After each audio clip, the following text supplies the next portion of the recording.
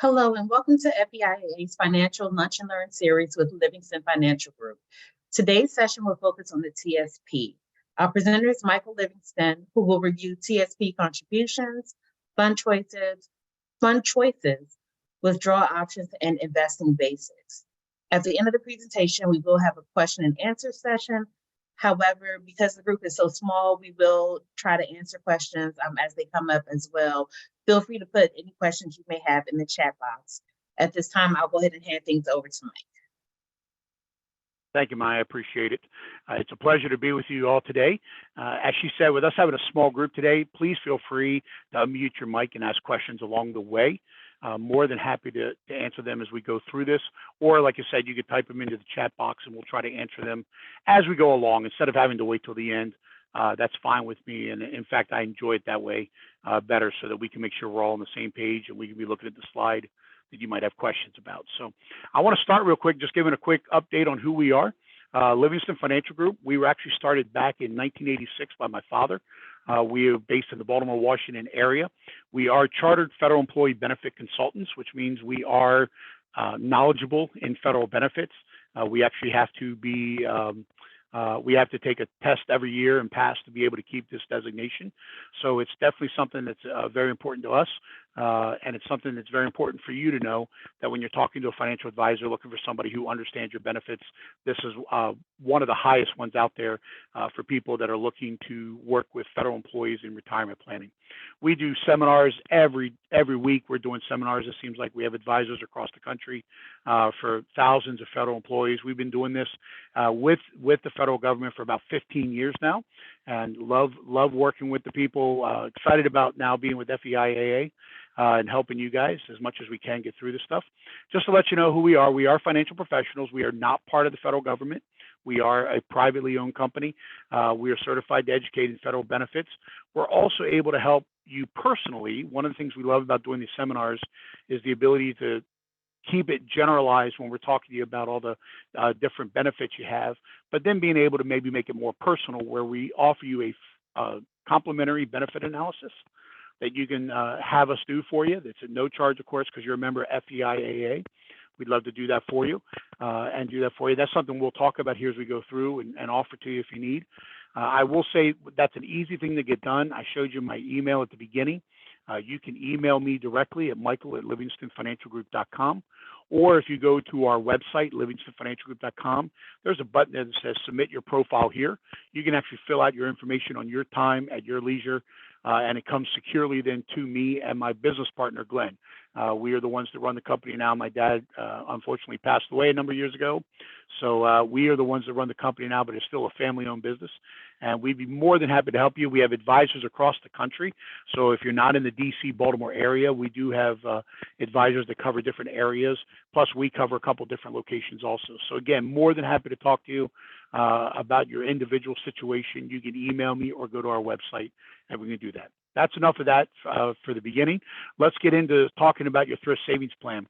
As Maya said, this is going to be about the TSP today. We are going to do these for 4 weeks, and each week we're going to cover a different area of your retirement benefits for about 45 minutes to an hour to do that. So love having you guys on this one today because this is usually everybody's favorite topic, the thrift savings plan. So what we're going to do is I'm going to go through just a couple of the basics on the TSP to start with. Not sure where everybody is at understanding how the TSP works. So we'll do that first. And then the second half of the presentation, we'll actually get into your retirement options and talk about what you have available to you through the thrift savings plan. All right.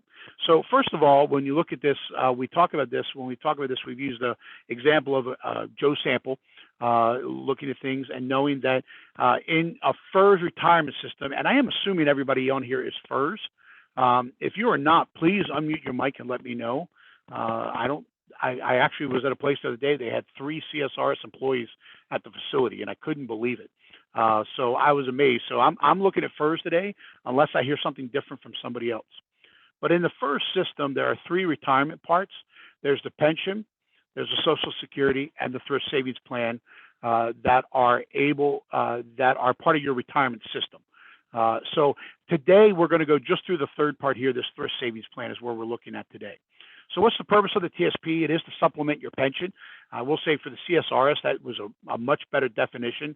For FERS employees, because your pension is less, I do feel like it's a much bigger portion of your retirement. You have significant control over your retirement lifestyle with the TSP because it's based on how much you put in, how you invest. You're going to have a lot more flexibility with the TSP in retirement as far as how you take money out in retirement. So, and also finally, it can create an estate with your pension or annuity, if you call it that, and then your Social Security or your supplement. Those are already set in place, and they pass away pretty much when you and your spouse are done. Your TSP is the one option of your three that you can actually leave to another beneficiary and create an estate that can go to the next generation or the generation after that. So we're looking at this.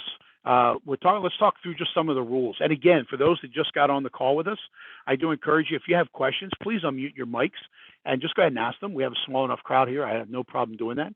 Be more than happy to do that. So contributions, this year, our numbers have gone up. In 2023, you are now allowed to do 22,500. Wonderful numbers there. Love to see that.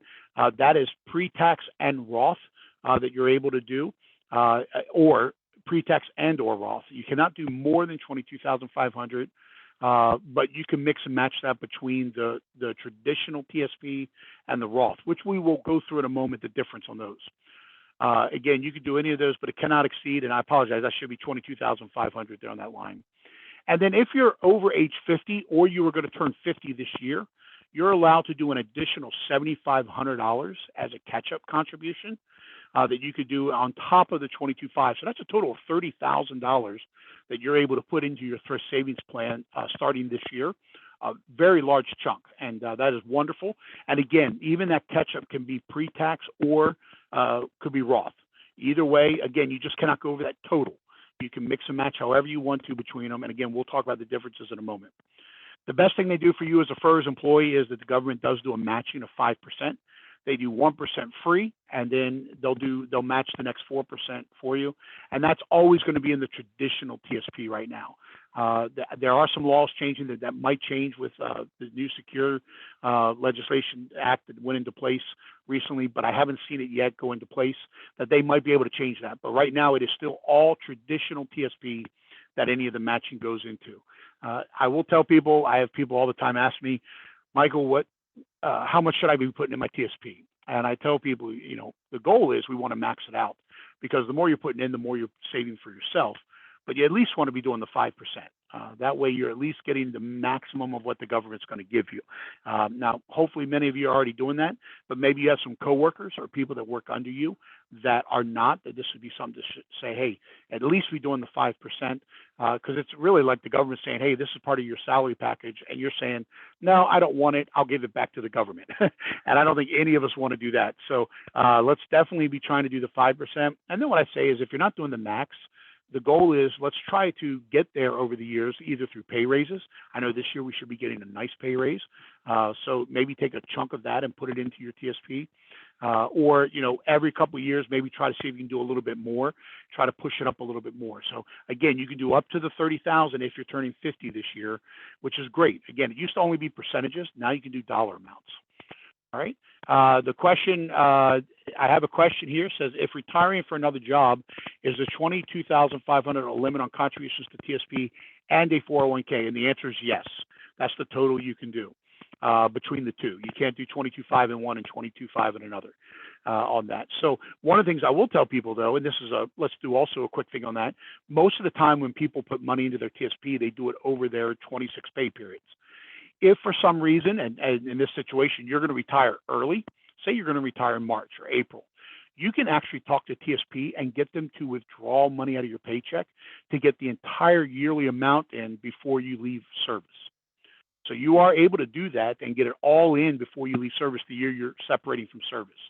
Just something to remember. I know some people have done that in the past, and they've taken much less of a paycheck, but they get all that in for the year because they're retiring earlier. So that's not a bad feature to be able to take advantage of. That's something you just have to talk to TSP about to get that done. Okay. So looking at your TSP, there's really 5 funds that we're looking at. Now we're going to talk about the mutual fund options in just a moment. the new thing that's out there that just started this past summer. But I do want to point out that the 5 original funds, or the 5 main funds that you see inside the federal government. You have the GFCINS inside the TSP. Let's just go through real quick and talk about each of those 5 funds. The G fund, that is your government fund. That is the one that cannot go negative based on how they have it calculated right now. It's only available to you inside the TSP. That is not a fund that's available to anybody else outside the TSP. It's a made up account number based on some different calculations.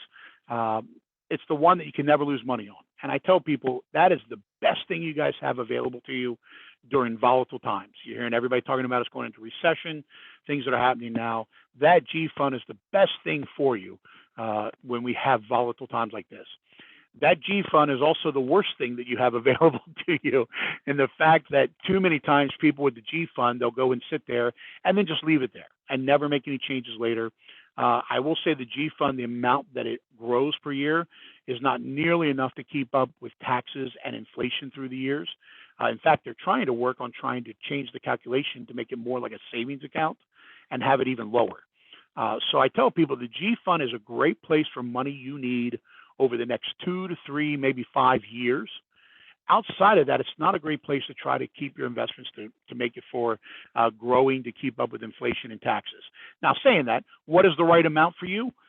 Again, everybody's going to be different. You need to sit down and talk with somebody who understands the TSP, understands your retirement needs, and talk to them and see what's right for you. The F fund is the aggregate bond index. That's just measuring corporate bonds. Through the years, it's always been a pretty steady fixed income portfolio, part of your TSP. But over the last couple years now, with interest rates starting to rise, that has an inverse effect on the corporate bond rates.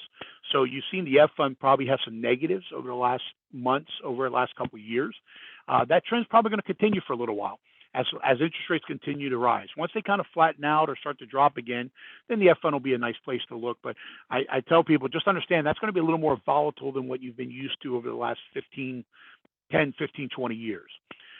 The G and the F, as I mentioned, they are your fixed income side of your portfolio. Your equity side, the stock portion, that's going to be the CINS. The C fund is your S&P 500. That's the one you see on TV all the time. That's the largest 500 companies in the U.S. that you're looking at there. The I fund is the international. It's the EAFE index, and most of that is in established countries. There's not a lot of emerging markets in there. It's mainly Europe, Australia, Far East, Japan, those kind of things that you have in there. And finally, the S fund is the Wilshire 4500 index. That's the next 4,500 largest companies after the S&P 500. It's the mid and small cap companies that you have in there. And usually what I say is, going from CI to S, usually S is the most volatile, but it's also got the most potential to gain. Now, over the last couple of years, that's changed a couple of ways. C has actually been up there some more. But just over the years, on average, the S fund usually is the one that's going to be the most volatile, but has the best chance for overall growth. C fund has actually been keeping up with it because of technology and the top weighted companies inside the S&P 500 that they've been in there. So just sharing that quickly with you. But just understand you have the 2 G and F funds as your fixed income side. CINS is your stock portfolio. The L funds that they have available to you, those are just a mixture of the 5 funds that are set up for you in predetermined accounts based on a target date that you choose. So if you ever look at the L funds, you'll see L 2025, L 2030, L 2040. What they are is whatever target date you choose is going to determine how aggressive they have your portfolio starting. So if I choose an L 2040, that's saying I don't need the money for another 17 years. They're going to have it pretty aggressive, mainly in the CINS fund.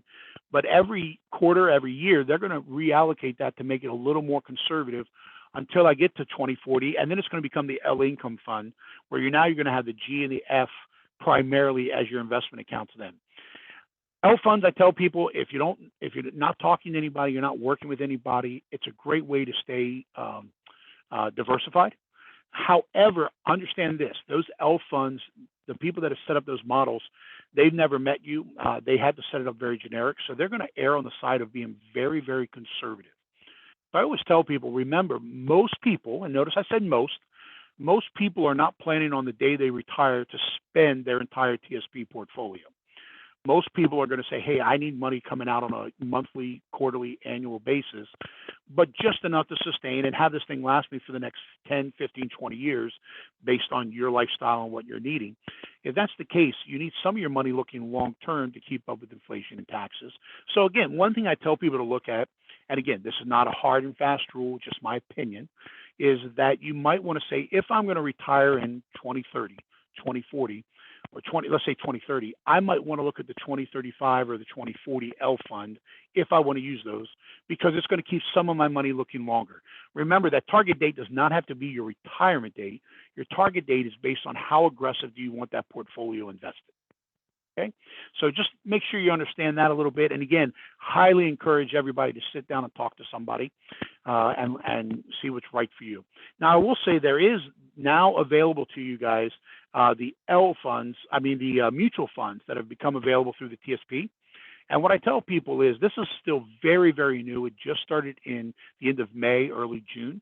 They have now opened up that you have thousands of investments available to you through mutual funds. The problem is, how do you do it and how much can you do and those kind of things. Let me just say real quick, they have made it where it's available to you, but I can tell you they've set it up that they don't want you really investing in this. To do this, first of all, you have to do at least $10,000 if you're going to do mutual funds, and it can't be any more than 25% of your TSP to start. And again, in that kind of thing, and you have to have at least 40,000 in your TSP to get that started. Also, then remember, it cannot be more than 25%. They're going to charge you fees on top of that, where the five funds we just talked about that we're looking at on the screen, the L funds, they're very low fees inside the TSP. If you want to do the mutual funds, you're going to pay a $55 administrative fee annually. You're going to pay a $95 annual maintenance fee, and you're going to pay a $28.75 per trade fee anytime you buy or sell funds in there. And there could be other fees associated with each of the individual funds. And you can do that when you look at the different funds that you want to choose from. So just to let you know, they are making it available to you, but they are definitely not making it easy or making it financially prudent to even look at those. So again, I tell people it's still very new. It's something you could look at. It cannot be more than 25%, and you're going to get charged more fees, is what I tell people. But that is something you can look at. So when we talk about investing, again, just a quick little update on just investing in general, and you can apply this to your TSP, you can apply it to other funds also, is the relationship between risk and return. Almost always, if you want a higher return, you're going to have to take on more risk. And what we do is we usually see that bank CDs are usually the most conservative, and again, not a lot of risk, but you're also not going to have a lot of returns. When we talk about the G fund is right here somewhere between the government and treasury bonds, because it's a mixture of things there that you get into there, where it's a little more risk, but the potential return goes up a little bit. Corporate bonds is like your F fund. And then the thing is your F, I, and C fund, they're going to fall all right here in the common stock. The C, I, and S. They're going to fall right here in common stock.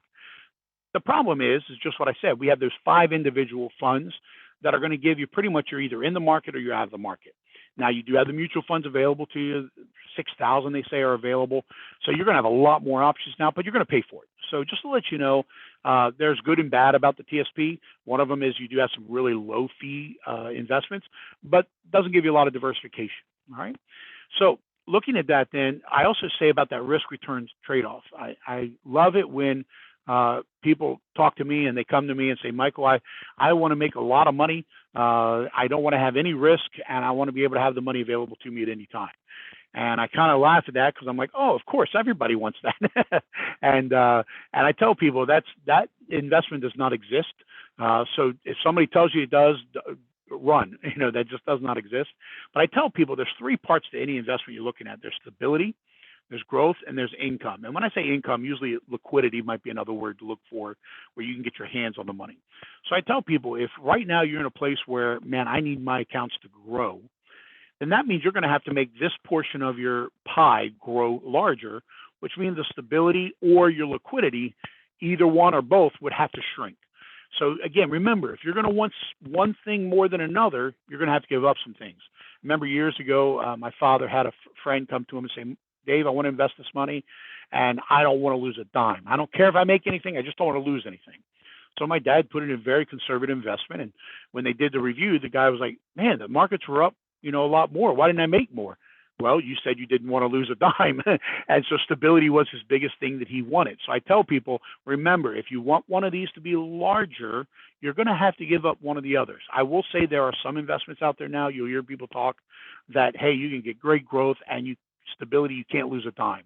That's wonderful. Problem is usually you got to tie up the liquidity for either 3, 5, 6 years, maybe 15 years, maybe forever, and you have to annuitize it. So I tell people I'm not saying that's a bad thing. Just understand what you'd be giving up if you're taking on something like that. To know that if they tell you that you can have all three, then just be careful there. Just be careful. All right.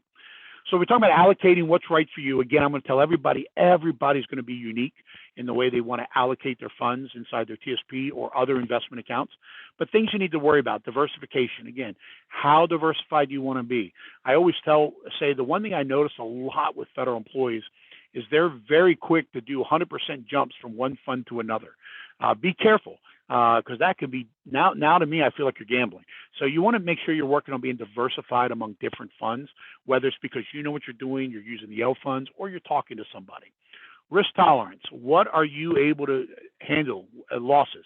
How are you able to sleep at night if you have certain losses? Something you got to consider. And again, that's going to be each individual person. What's your time frame? Do I need this money in 2 years? Do I need it now? Do I need it in 10 years? Everybody's time frame is going to be different. This next one, personal financial situation.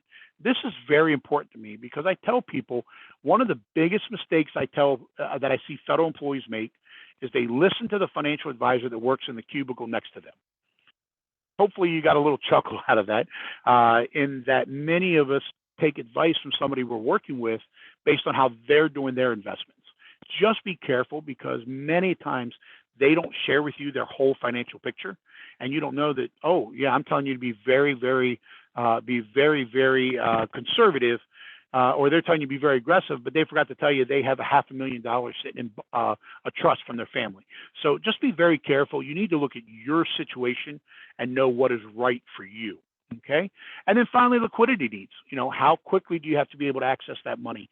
Do you need all the money right away? Everybody's going to be different, but these are things you need to consider when putting together an allocation of your funds inside the TSP and outside the TSP, that you have things.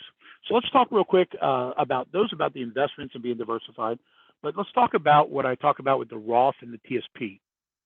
You can also be very diversified in how your money is taxed. So we say there's really 4 categories that you look at as far as taxable income. There's taxable investments, tax deferred investments, tax qualified investments, and tax advantage. I'll look at the top 2 just real quick here with you, but we're going to mainly focus on the bottom 2. So first of all, taxable investments. This is after-tax money that you're investing. So this is money you got from your paycheck. You put either into savings, CDs, maybe you have a brokerage account somewhere with like TD Ameritrade or something like that. And it's money that you've already paid taxes on it out of your income. You put it in there every year. You get a 1099 for any dividends or interest. Many of us get that beautiful one from the bank that's for like such a small amount for the savings interest. And then if you take money out and you've had growth, especially on a brokerage account, you're going to pay taxes on that capital gains also. So it's the triple taxation, and everybody hates it. But I tell people that's usually your most liquid money. That is the rainy day funds. That's the money that you can get your hands on very, very quickly. Tax deferred investments, that's going to be after tax money invested. Usually this is money that you're putting in something like a non-IRA annuity. Not saying you have to do this, just let you know the difference here. A non-IRA annuity, this is where you take money after you've been paid. You've already paid the taxes on your income. You put it in a non-IRA annuity. It's going to grow like an IRA and grow tax deferred. And then when you take the money out, any growth that you've had, you'll pay the taxes then. So it's a way of getting a little bit of a break on taxes throughout the years if you have some extra money. Now, the bottom 2 are what I want to focus on because this is where we get into your TSP. Tax qualified investments, this is the pre-tax money. This is your traditional TSP, traditional IRA, traditional 401k. This is where you tell them how much you want them to take out of your paycheck, and they're going to take it out of your paycheck before your taxes are withdrawn. So that's, again, before taxes. So you're getting the tax break now. It's going to grow tax deferred. And then when you take money out, any money that comes out from the money you put in and the money that grew, that is the money that's going to then be taxable at your ordinary tax rate, not as capital gains, not anything like that. It's going to get taxed at your ordinary tax rate, whatever that will be when it's tax time.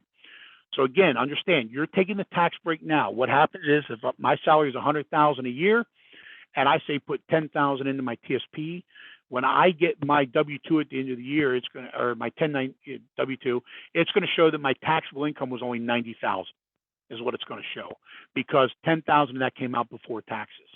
The tax advantaged investments, this is your Roth TSP or a Roth IRA, maybe a Roth 401k if you go work somewhere else. This is going to be the one that you say, no, go ahead and have it counted as part of my income now.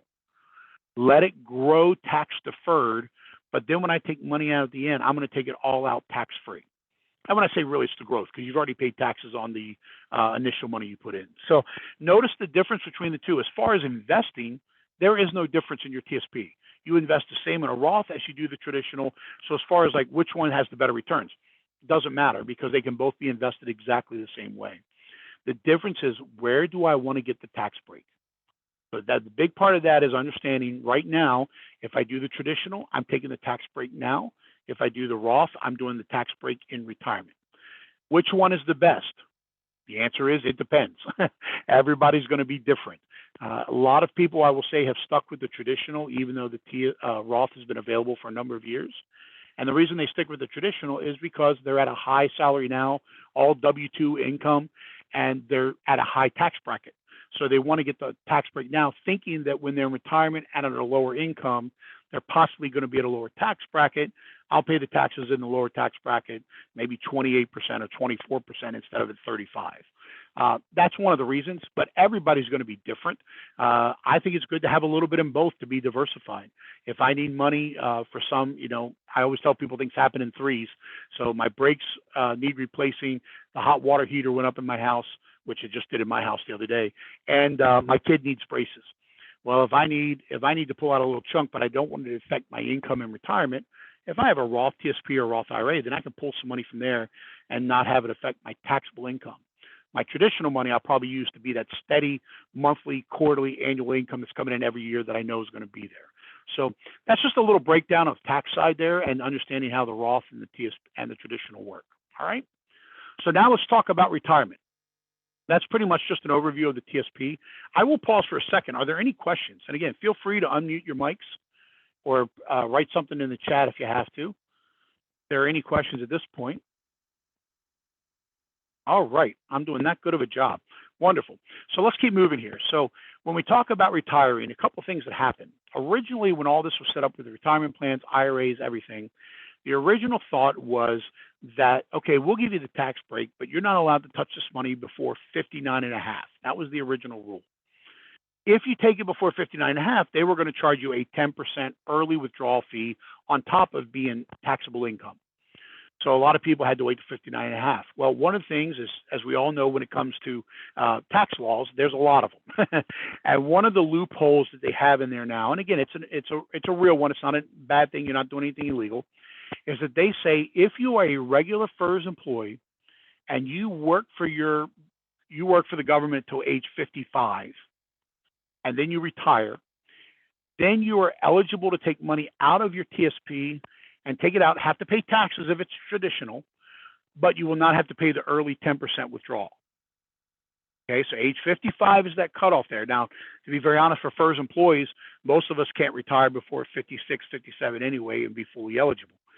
The only place that's different is if you are a special provision, so air traffic, law enforcement, firefighter, I think some of the positions in the Capitol, if you have the early retirement options, so you can retire at age 50 with 25 years or 20 years or any age of 25, then you are in a place where you can actually retire at age 50 and be able to take that money out of your TSP without having to pay the early withdrawal penalty. The key is you got to make it to age 50 for them on that part. And again, if you're a regular FERS employee, you have to make it to age 55. Okay? Here's another big deal on this. If you're in a situation that you go to retire and you're talking to a financial advisor, I know we have the reputation about as high as a used car salesman. lawyers, those kind of things. If you're retiring between 55 and 59 and a half as a regular FERS employee, or special provisions between 50 and 59 and a half, and you're going to need income off your TSP, and somebody talks to you and says, hey, you ought to move all your TSP money over to an IRA, let me manage it for you, that kind of thing, or you decide you want to move it to an IRA, manage it yourself. Be very careful, because once you take money out of the TSP and move it to an IRA, to withdraw money from the IRA, you have to wait till 59 and a half. If you take it out of an IRA before 59 and a half, now you'll still have to pay the taxes and you'll have to pay the 10% early withdrawal fee. So I always tell people, even if you want to move money to an IRA, which we'll talk about that in a moment, why that might be good or bad, you want to at least leave some money in your TSP to keep it open to where you can move money back into your TSP and withdraw it from there up to age 59 and a half. After 59 and a half, now again, it's going to be a personal decision where you think the best place to draw money from or to have your money invested. But before 59 and a half, if you're retired and drawing money, the TSP is your best option to withdraw money on. Okay? Any questions about that? All right. So looking at your options in retirement, you're going to have 6 real options. Really, I say 5, but I have to put the 6th one for compliance. You can leave your money alone. You can annuitize it. You can do monthly income, partial withdrawals, IRA transfers, or do a full withdrawal. And that monthly can now be a steady income because they've changed it now. And we're going to go through each of these, but I just wanted to give you the overall options that you have here. The other great thing is with all of these options, except for the full withdrawal, you can mix and match these. There's nothing saying that you have to only do one or the other. So you can leave some money in TSP, you can annuitize, you can do an IRA transfer, all 3 things. There's nothing saying you have to do one or the other in your TSP as of now, based on the laws. Okay, so let's talk about each of these options. First one, leave it alone.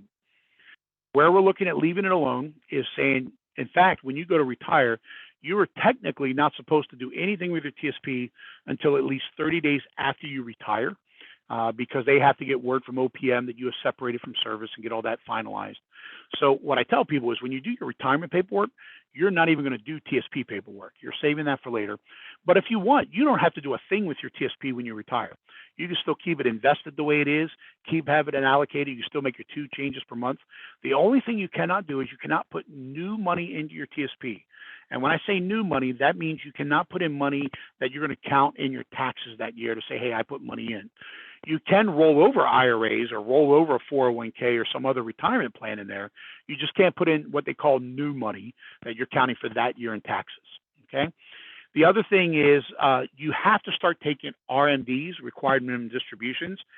They had moved it up to 72 a couple years ago. They just this month have changed it to now 73 is the new level. So I have to change that there. It's 73 now, just to let you know that. Starting this year, if you're already taking it, you have to stay with what you've been doing.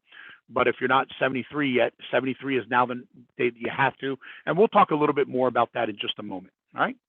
So that's the first option. Don't have to do a thing, leave it alone. Second option is annuitize. If you annuitize, you're going to set up a monthly unchangeable lifetime income. Now, you can set this up with a spouse like you do with your pension.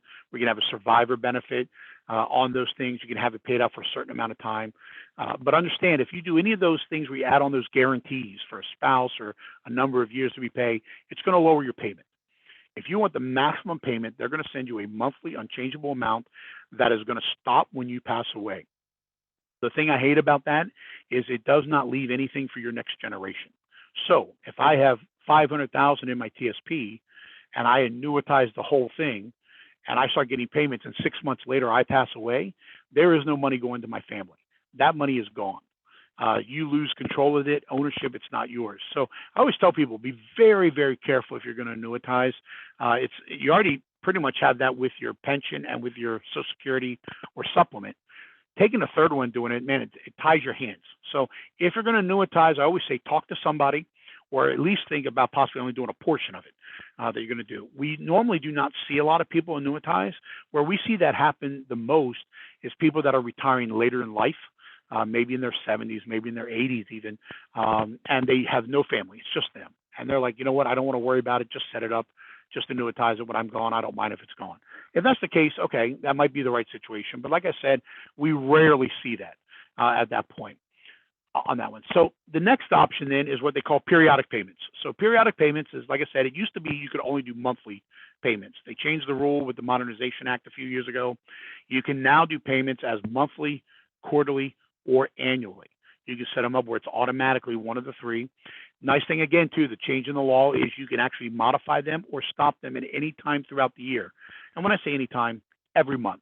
That's the shortest time frame when I say at any time that you can make changes on anything. So again, you can actually change this every month. You got to go through paperwork, get things signed, notarize things. It's not the best option, but you could do it.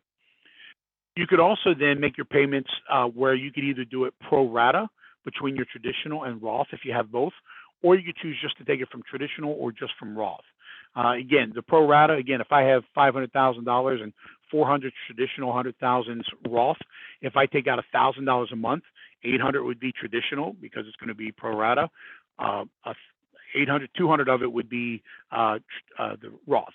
So they're going to do it based on how you have things allocated between the traditional and the Roth if you do the pro rata. Or you could choose, I want it from just my traditional, or I just want it from my Roth. You can choose what you want on that.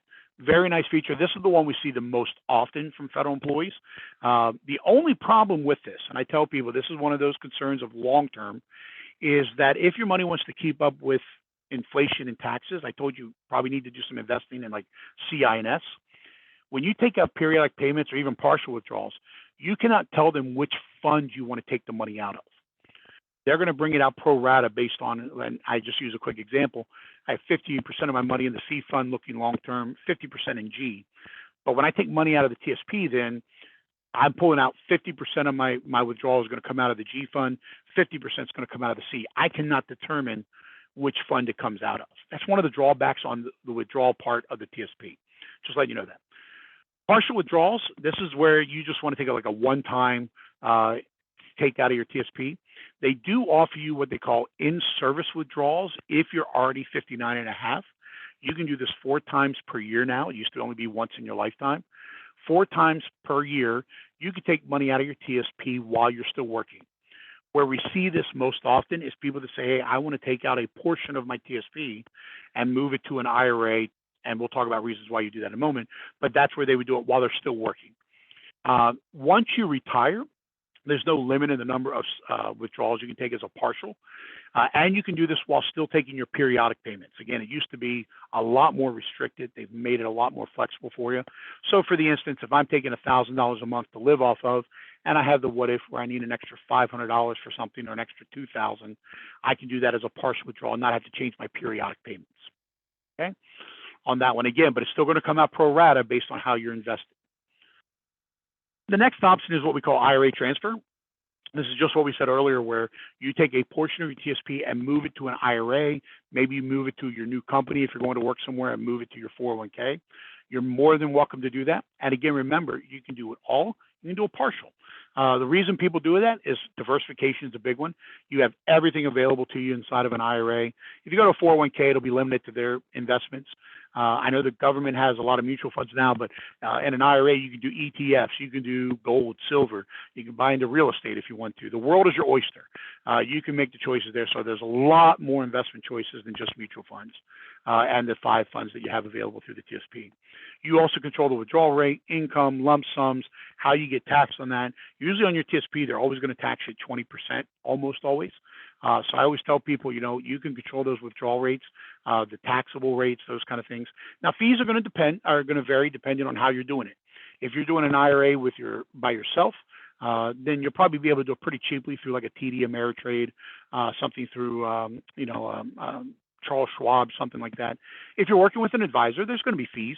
You just need to know those. And I tell people, make sure you understand what they are, know them up front, so that you understand what you're doing. And hopefully what it is the advisor is there earning their fee is what they're doing by what they're bringing to you based on whatever they offer with those fees. Final option here is the full withdrawal, where you just take all the money out and just cash it in. Be very careful. You take that and want to do that is now you have to count that as taxable income if it's traditional. If it's traditional, now all of a sudden that gets counted as ordinary income. So let's say the year you retire, you make $100,000 and you take $500,000 out of your TSP. You just cash it all in. Well, now all of a sudden you're sitting there saying that you earned $600,000 that year. All of a sudden you have become very, very rich in the eyes of the federal government. So just be very careful of that. I will say one of the other sides, not just with the full withdrawal, but I see this a lot, is people that retire and say, well, let me go ahead and take a chunk out and pay off my mortgage. Again, it might be the right call. Just make sure you review that, because you might be down to where you've paid almost all the interest already on that loan. And if you take out a big chunk, you're gonna have to pay taxes. So maybe you only need 50,000, but you might have to take out 75 to cover the taxes to pay that off. Whereas maybe you could just set up that you could do, the periodic payments and have the money come in to make the payments to you from your TSP, but do it over monthly payments. That way the money can be invested for you longer, or it can at least maybe avoid as much taxable income in that 1 year. So just some things to think about. So as I mentioned, we can do these, mix and match any of these. I will say what we see a lot of times, especially what I told you for people that are under 59.5, we'll see people set up the periodic payments while they're under 59.5, but then maybe move a portion out to an IRA for their long-term growth. And when they do that, then what they do is inside their TSP, they put their money that's in there into the G fund. That way, that's your fixed account. That's going to be your money. Hey, I don't have to worry about the ups and downs on the market. That's going to be my income over the next 2, 3, 4, 5 years. And my other money is out in the markets, diversified, trying to do some other things that I don't have to worry about touching those right now. So I can maybe ride some of those waves of the ups and downs of the market a little better. So just things to think about. If you're going to transfer money to an IRA, I always tell people, remember, there are 2 ways to do it through the TSP. And the one I will tell you, we are not going to allow you to do. That's why it's in red, means stop. You can do a rollover indirect. And what that means is the money would come to you first, and then it would get transferred into your next investment account. You have to do it within 60 days. Problem is, when it comes to you, the TSP is going to withhold those taxes automatically, 20% usually. Well, if I have 500,000, that means they're holding 100,000 that they're going to hold out on that. That money, then, if I put money in within 60 days, I'm only putting 400,000 in. They're going to count that 100,000 as income. Now, yes, it's all been sent to the IRS. I'll get some back, but it's going to knock up my income for that year. And now I might lose tax deductions. I might have other things happen that I owe more taxes than I normally would. The way we encourage everybody to do any kind of transfer, whether, again, it's going to an IRA, whether it's going to your new 401k, where you're going, is to do a direct transfer, where you have that go directly to the IRA or to the other company. That way, money is made directly out to that company. It's not made out to you. You can even have it sent directly to them or have it sent to you, but it's made out to the other company, so you can't cash it. And what happens is you'll get a 1099 at the end of the year from TSP showing the money's left, but where it says taxable income, it'll say 0.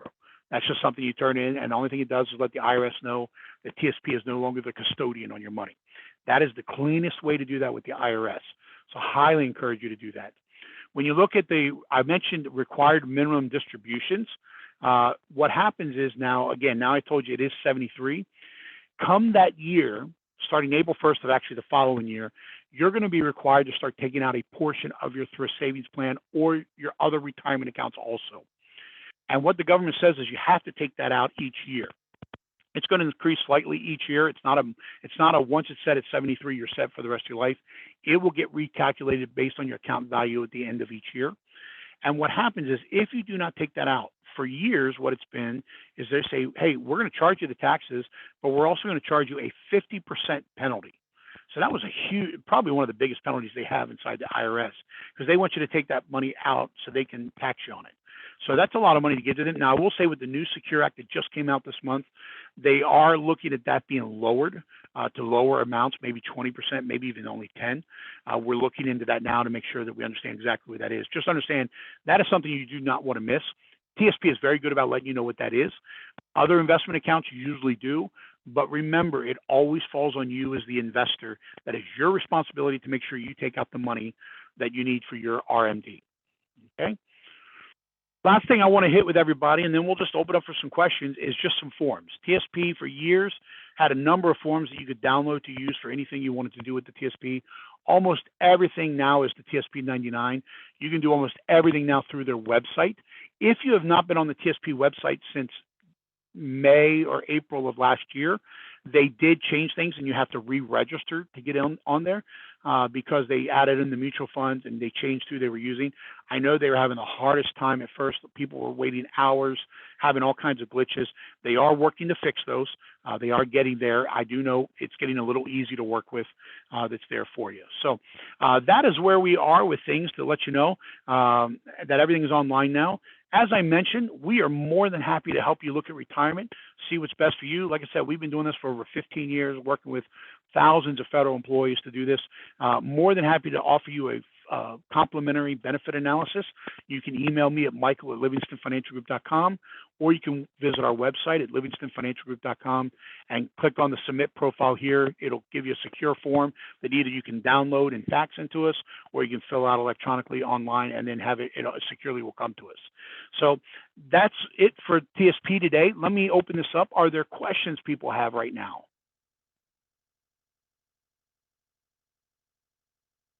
Question is, will the slides be shared? They were a good overview. Thank you for that. We do have a handout. I know that my assistant has been working with Maya that we're going to have available to give to you later. That's going to be handed out, and it probably will cover all the areas. We'll do it as one booklet there that'll be handed out. Is the way I understand it. Please forgive me. I'm not the one that runs the office. My marketing director handles all that, and my office administrator. She is out today. I apologize, but we will get that to Maya and get that to everybody. Right? Other questions? Again, you can unmute your mic if you like and ask, or you can type it in the chat.